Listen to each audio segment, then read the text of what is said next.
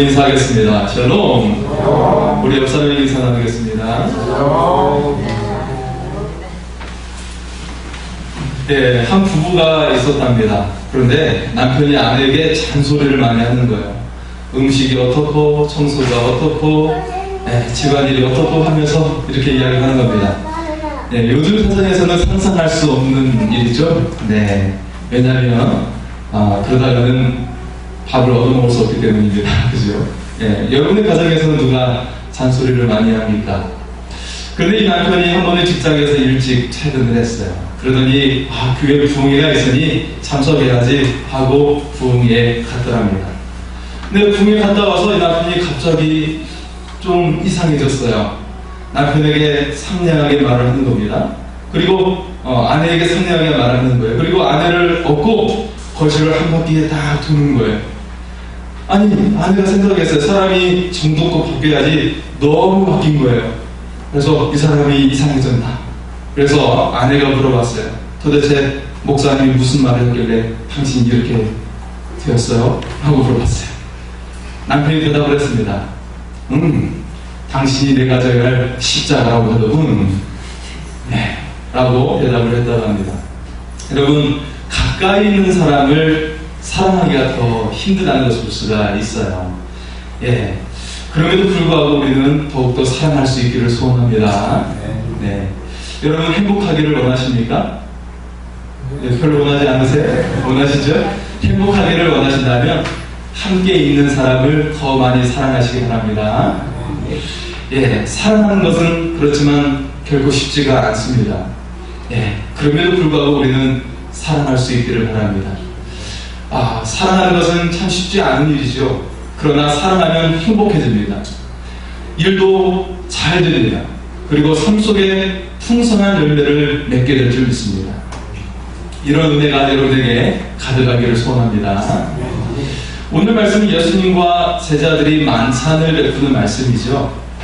여러분, 보통 식사 자리는 마음이 가벼워집니다. 그래서 마음을 열게 되고 아주 친근함을 가질 수가 있게 되죠.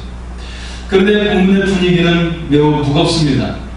그것은 15절의 말씀 때문이죠. 이르시되 내가 고난을 받기 전에 너희와 함께 유월절 먹기를 원하고 원하였노라. 즉 주님께서는 이 밤이 지나면 고난을 당하게 되십니다. 스스로 유월절 제물이 되어서 죽게 되시는 겁니다. 그래서 주님은 제자들과 함께 식사하는 이 자리가 최후의 만찬이 된 것입니다. 주님은 이제 곧 닥칠 일들을 잘 알고 있어요. 그러나 일어날 상황보다는 함께한 제자들 때문에 마음이 아픕니다. 왜냐하면 그 제자들이 모두 떠나기 때문이에요. 자신을 배반하기 때문입니다. 그러나 주님은 그럼에도 불구하고 그들을 사랑하셨습니다. 주님은 이처럼 우리를 사랑하십니다. 이 시간 여러분을 향하신 주님의 사랑을 느낄 수 있는 그 사랑이 여러분의 인생을 새롭게 하실 줄 믿습니다. 그 사랑이 여러분을 아름답게 만들어 주실 줄 믿습니다. 첫 번째로 우리의 배반에도 불구하고 주님은 사랑하신다라는 것입니다. 이제 주님은 최후의 만찬을 나누고 있어요. 이 만찬이 누구를 위한 만찬일까요?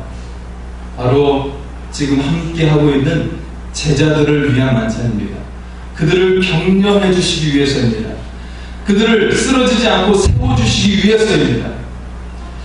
제자들 한 사람 한 사람을 세워주고 그들로 하여금 다시금 일어설 수 있도록 하기 위해서 베풀고 있는 것입니다. 그들을 하늘의 사역자로 만들어 주시기 위해서입니다. 그런데 이 가운데 가장 격려해주고 있는 존재가 있습니다. 누구일까요?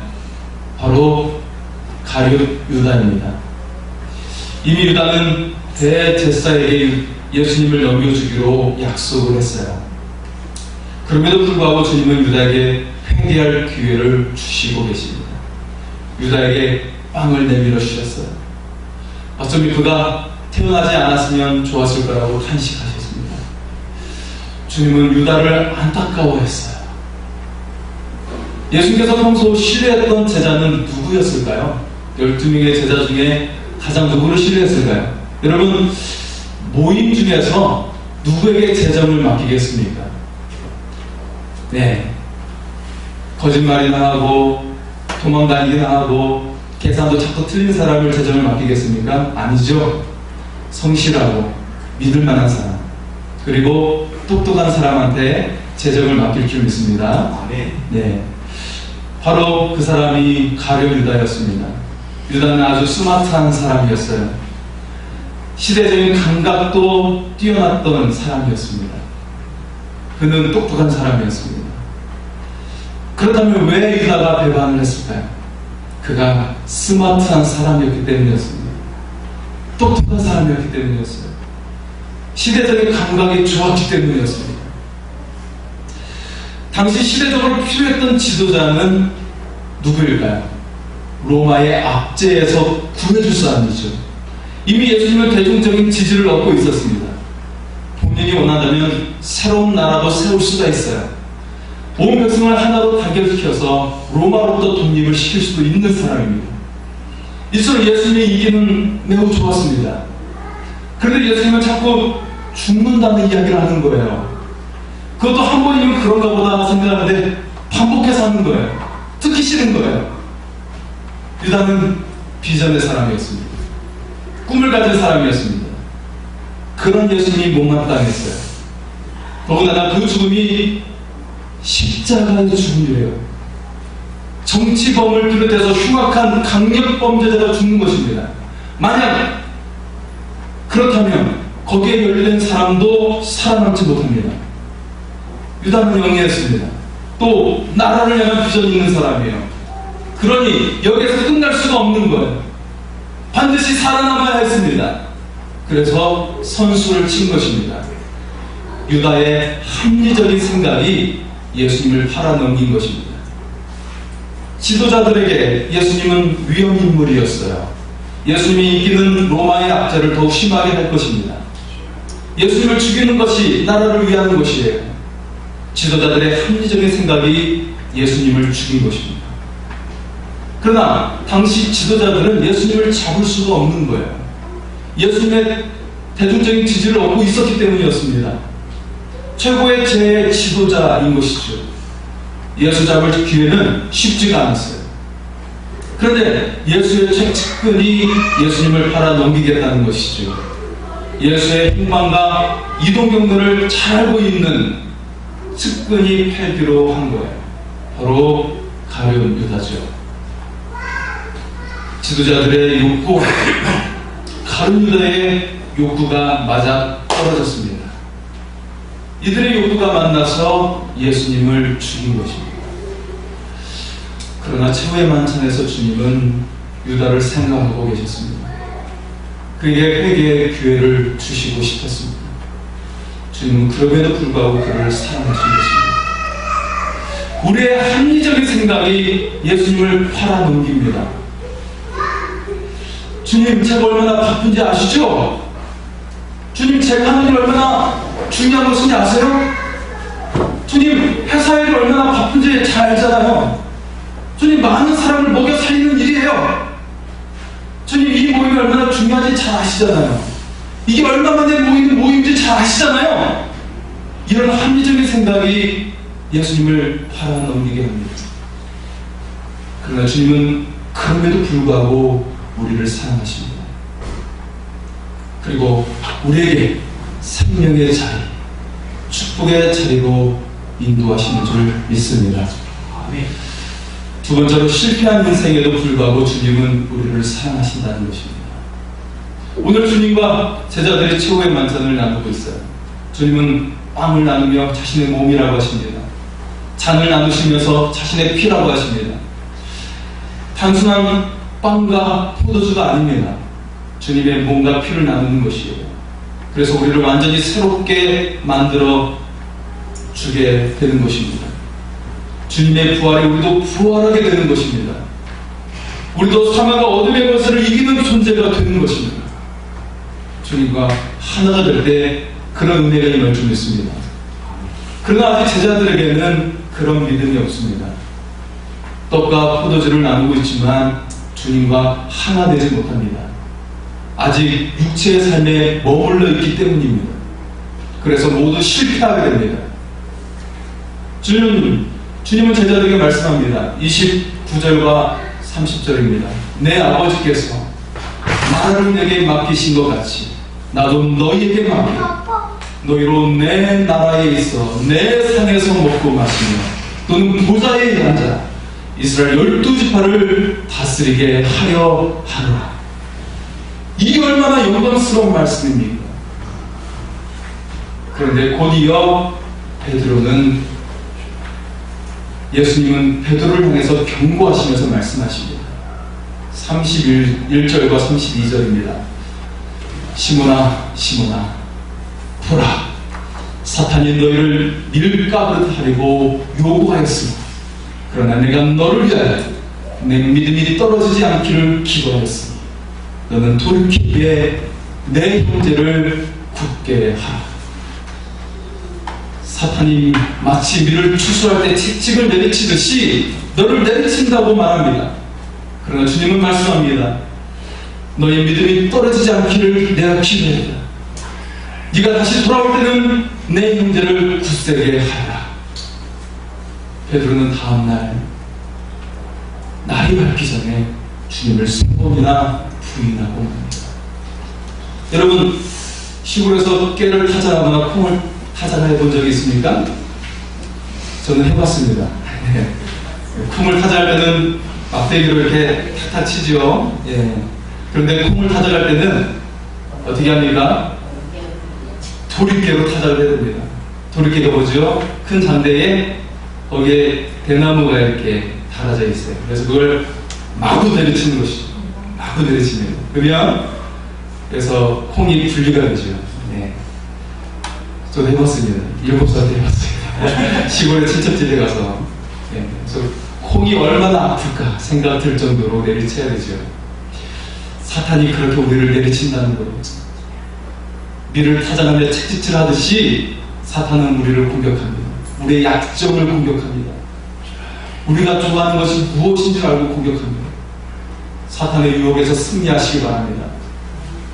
독일의 아우슈비츠 수용소의 이야기입니다. 그 참혹한 수용소에서 유대인들은 하나님께 부르짖었어요. 하나님 지금 어디 계십니까? 왜 이 일을 허용하고 계십니까? 그들의 피 맺힌 절규는 연합군이 독일을 물리치고 수용소를 탈환하기까지 계속되었습니다. 드디어 전쟁이 끝나고 연합군이 수용소를 탈환하게 되었습니다. 그리고 그곳을 점검하는 연합군 병사가 한 숨겨진 벽쪽에 새겨진 글씨를 보고 놀라게 되었습니다. 그것은 정말 대단한 신앙 고백이 거기에 기록되고 있는 것이었습니다.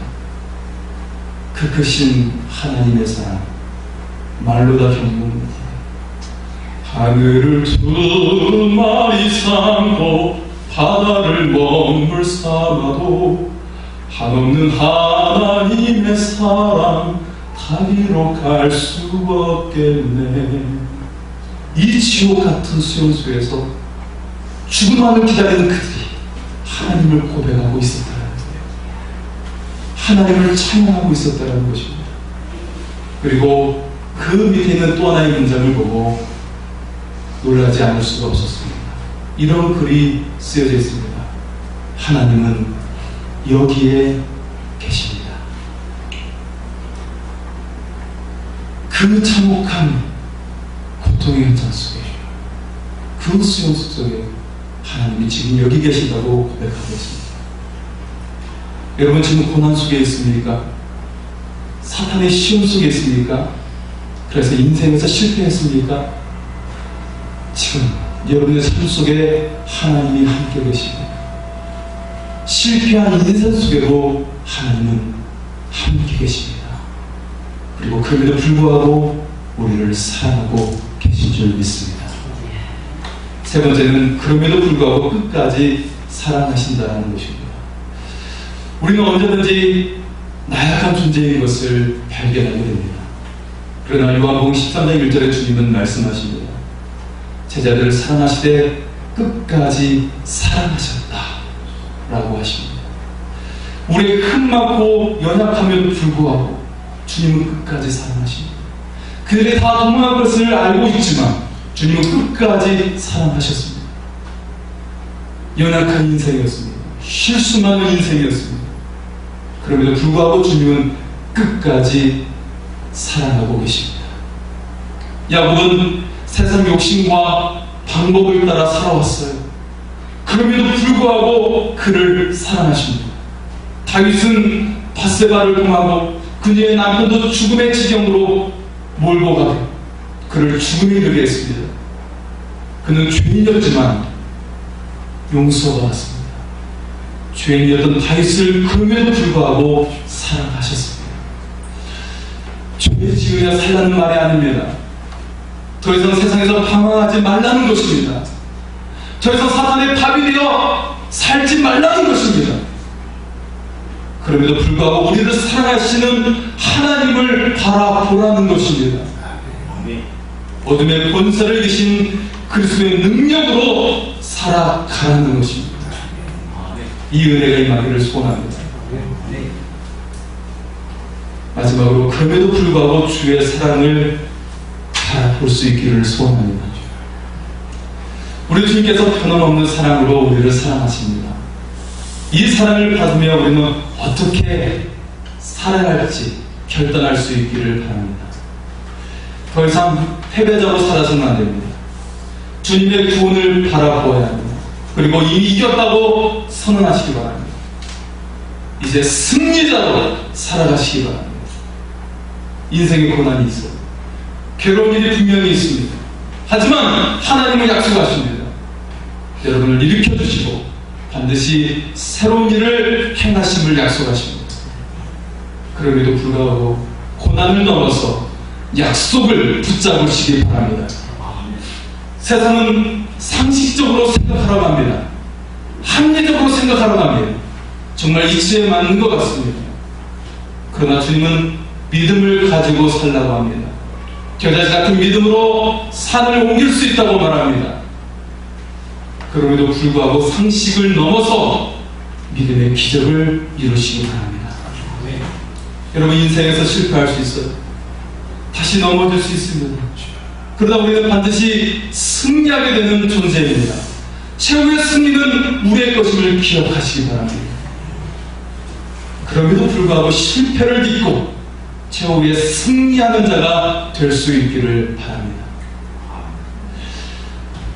한 가지 예화를 하고 말씀을 마치겠습니다. 칼 터틀은 어린 시절 아버지로부터 학대를 받았어요. 몹시 불행한 어린 시절을 보냈습니다. 그가 크리스천이 된 어느 날 하나님이 자신에게 무엇이라고 말씀하시는지 듣고 싶었어요. 그래서 방해를 받지 않기 위해서 교회로 나가서 기도를 했습니다. 그러나 15분이 지났을 무렵 지금 내가 하는 것은 아무런 쓸모도 없다고 생각을 했어요. 소용없는 일이야 생각을 했어요. 그래서 몹시 실망한 채로 집으로 돌아왔습니다. 집에 돌아와서 집에 작은 방에 자고 있는 2달 된 아기인 제커리를 안았어요. 아기를 안으니까 이 어린 아들이 너무나도 무한한 사랑으로 느껴지는 거예요. 가슴에서부터 솟구치는 그 사랑이 느껴지기 시작했습니다. 그는 울음을 터뜨리며 자신의 아들에게 말했어요. 제커리, 나는 너를 사랑합니다. 내 마음을 다해 너를 사랑한다. 사랑하는 동안 무슨 일이 생기더라도 언제나 보호해줄게. 나는 언제나 너의 아버지가 되고 너의 친구가 되고 너를 보살필 거다. 네가 무슨 잘못을 하더라도, 내가 무슨 일을 하더라도, 네가 나나 하나님을 외면하더라도 나는 그렇게 할 것이다. 갑자기 칼은 자신이 하나님의 팔 안에 있다는 것을 느끼게 되었어요. 그리고 하나님께서 다음과 같이 자신에게 말씀하고 있다는 것을 듣게 되었어요. 칼, 너는 내 아들이며 나는 너를 사랑한다. 내가 무슨 일을 하더라도, 내가 어디를 가더라도 항상 너를 사랑하고 필요한 것을 너에게 주리라. 칼은 하나님의 그 가슴 벅찬 사랑을 느끼게 되었습니다. 그리고 그는 그곳에서 하나님께 무릎을 꿇고 이후에 그는 하나님께 자신도 삶을 드리겠다고 고백하며 목사가 되었습니다. 칼 버틀은 미국의 비냐드 워십의 창립 멤버 중에 한 사람입니다. 그의 찬양곡 중에 이런 곡이 있습니다. 눈을 들어 영광의 왕을 보라. 소리 높여 주를 찬양하라. 사랑해요 선포하리. 할렐루야 주송 주께. 주님의 사랑이 여러분과 함께 하십니다. 끝까지 여러분을 사랑하십니다. 그 변함없는 사랑으로 오늘도 내일도 이기게 될 줄 믿습니다. 네, 반드시 밝은 미래가 열리게 될 줄 믿습니다. 하나님을 찬양하며 고백하며 나아가겠습니다.